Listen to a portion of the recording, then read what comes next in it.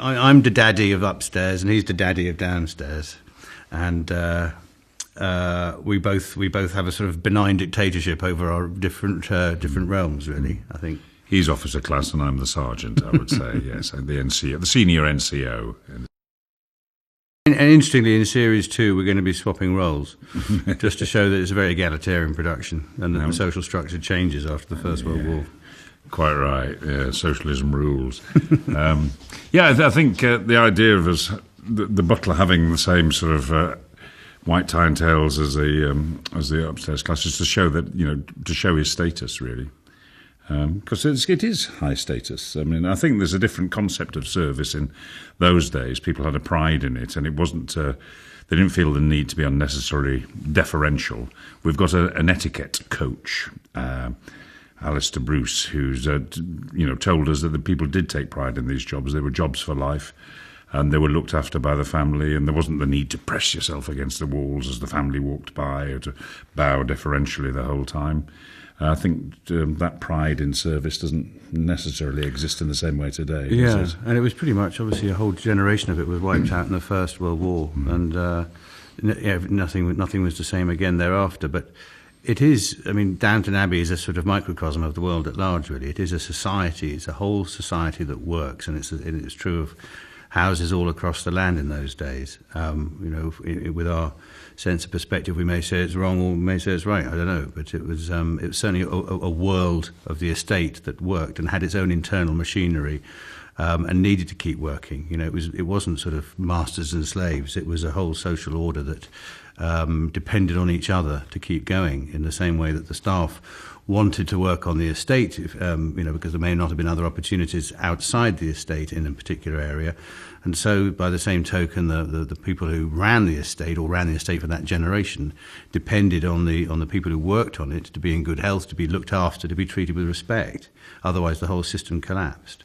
And I think that's a sort of a readjustment in my own social perspective that I've had to make during this, because I hadn't sort of thought that through, and it now becomes clear that it's a world in itself that needs to run by the rules of the estate, else it collapses. And a family like the Granthams, there's six members of the family, for instance, would have 200 people working for them? Yeah, with ground staff, farm labourers, and the house staff. So this, it's employment for full employment for 200 people to service 6 people essentially.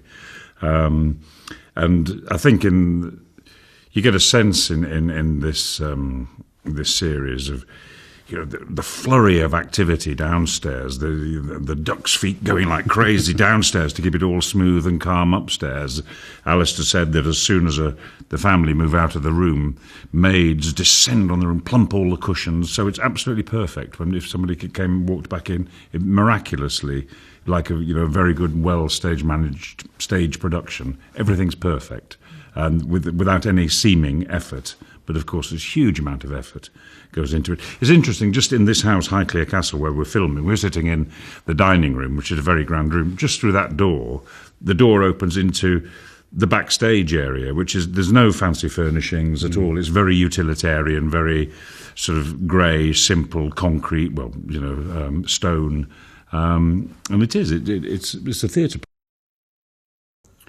Well, coming to Highclere for the first time, like any well-designed entrance to an estate, you sort of glimpse it through the trees as you wind up the drive, and it's like a sort of hidden mystery which gradually reveals itself. And there suddenly is this magnificent facade of the house. And what I love about filming here, and what Julian, because I know that Julian wrote the show with Highclere in mind, is that it's not a stonking great big castle. It feels like a very, very large, lovely home. It feels like a home when you walk into it, even though obviously it's open for public use in certain ways, for things like filming. But it has a sense of domesticity about it. And another thing that Julian was very interesting talking about when we started filming is the sense of this isn't owned by Lord Grantham. It's his responsibility for a certain period, for the period of his life, to whomever then takes over.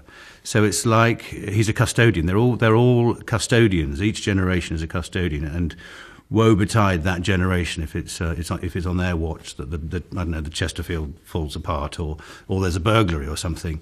So there's a sense of guardianship rather than ownership, and with that obviously comes responsibility. And going back to this thing of perpetuating making sure the cogs are well oiled, that you can hand it on in a decent state to the next generation. And that really is at the crux of the sort of the through story of the first series. That the whole House of Cards, because it's a very delicately balanced structure, economically and socially, could with one wrong step collapse. And that the house, in fact, was only able to survive in my generation because I married Cora and brought the American money in to sustain the estate. So it's a balancing act. We feel that the pride and the dignity of the family is reflected in us, and it's up to us to maintain that pride and dignity in our standards of behaviour. And obviously the continuity of Downton Abbey is very much in our interests, and we will. It's been our lives. A lot of us, we're not married. The senior staff aren't married. We're dependent on the family. It was sort of very much for our future. When my working life is over, I'm hoping that I will be put in a cottage and sort of taken care of in my old age, because there's no other safety net. This is a world before any sort of social services in the sense that we know, or any state help. So if you could keep your foot in the door of the estate, then hopefully it was a job for life and to be looked after in your old age, as you say. I think the housekeeper, the butler, maybe the cook didn't marry. I think so. The outside workers, like the chauffeurs, I think, married and lived in cottages. But there seemed to be, you're married to the job, you live for the job. And Carson takes a very paternal interest in the daughters of the house and has a very good work. Downton couldn't function without Carson. I mean, it's a completely enmeshed relationship. Grantham and the whole Grantham family depends entirely on the people who keep the house running. I mean, to be fair, the girls change their clothes 4 times a day because there's not a huge amount else to do. And I mean, our concept of working, I mean, there's Maggie Smith's character has some wonderful lines about being astonished by the whole idea that anyone from her family should actually work, or have a job, or even entertain the notion of a difference between a weekday and a weekend. It's a whole different mindset. But the fabric of the house would collapse without Carson, and my character completely depends on him and the team that he has around him. So it's a sort of I suppose it's a sort of benign dictatorship or whatever you want to call it, but it's. He'd look a bit of a chump if they all disappeared one day. Wouldn't know where the teaspoons were. And there's a lot of trust in the relationship because the servants hear all the family secrets, because people don't guard their tongues in front of the servants, but they trust that those secrets. That's a very powerful sort of opening stage direction that Julian's written of this halcyon image of this idyll of a world that we think is just in recent history, and that it's about to change. It is, it opens in 1912, and this first series ends on the eve of the First World War, and we, all shudder to think what's going to happen. We all know what happens after that to a whole generation of people. And indeed, watching when I was reading the first series, thinking, well, how many of these young people will survive, through the Great War? It's a carnage, and the whole notion of the country house estate is gradually going to crumble, so that by the time the Second War comes, it's a whole different landscape socially across the land. And someone was telling me the other day just about a book of photographs. Someone just after the war, when the death duty started to be really, really heavy on country houses, a chap went around the country just photographing all the big country estates that were about to be knocked down because it was cheaper to knock them down than pay the death duties. So there's so not only is there a human generation that's wiped out, there's a architectural generation that was wiped out in the last 100 years, and so this really is The only time that you sort of see a little bit of the personal side, maybe, there's some nice little scenes where he and the housekeeper obviously just have a little sort of chat at the end of the day, and they slightly let their guard down there. There's just a wind down to the day normally. when you just, there's a glimmer of a person behind this, this edifice. He's described as magnificent, and I can only concur. But there's a wonderful beat where his past catches up with him, and a hint of the former life that Carson had before he came into service is revealed, and he's absolutely mortified, and it's very touching. And of course, everyone else finds it rather endearing. But he's ashamed that a world outside the dignity of service has been revealed.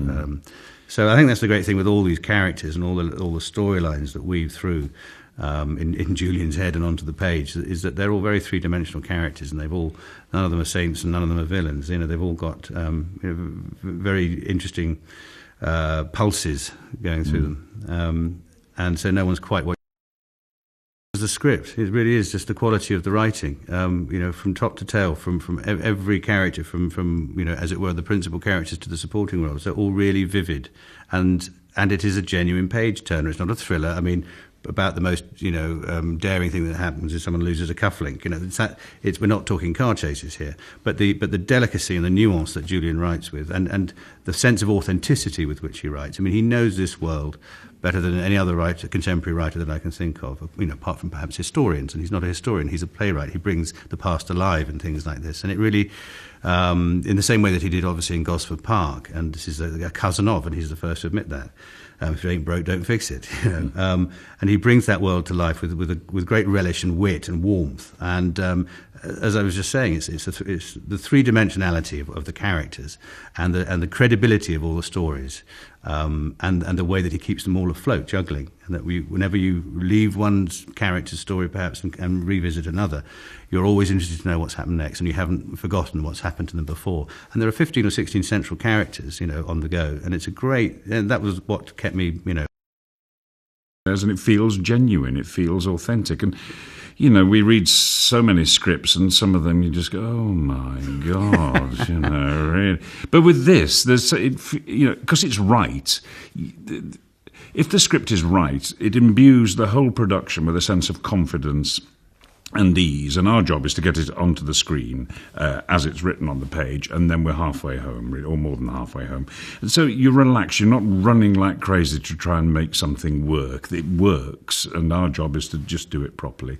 And that's a nice feeling, and sometimes a rare feeling. So, and because of the quality of the script, it's attracted a quality cast and quality production team. I mean, the technical crew on this production are marvellous. It's absolutely top quality, and that's